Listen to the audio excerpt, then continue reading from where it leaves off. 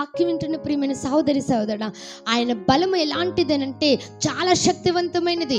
ఆయన బలం ఎలాంటిది అనంటే మనం వర్ణించలేము, వివరించలేము. అందుకే కీర్తనకాడు అనేసాడు ఒక మాటలో, నీలాంటి బలాఢ్యుడు ఎవరున్నారు ప్రభా, నీలాంటి బలాఢ్యుడు ఎవరు లేరు తండ్రి. ఈ రోజున నువ్వు ఆరాధిస్తున్న దేవుని యొక్క బలమేంటో నువ్వు సంపూర్ణంగా తెలుసుకోగలిగితే గనుక, నువ్వెంత కృంగుబాటులో ఉన్నా, నువ్వెంత బలహీన పరిస్థితుల్లో ఉన్నా, నువ్వెంతటి స్థితులు గుండా వెళ్ళబడుతున్నా కానీ నువ్వు భయపడవు. ఎందుకు తెలుసా?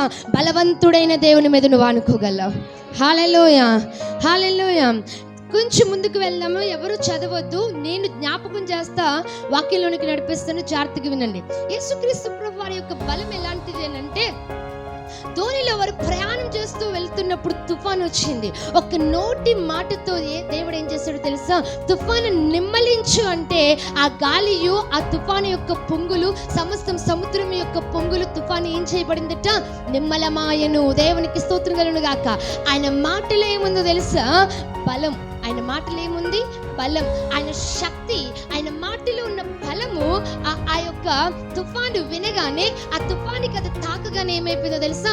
తుఫాను వెంటనే ఏమైందట? నిమ్మలం చేయబడింది. దేవునికి స్తోత్రం. హల్లెలూయా.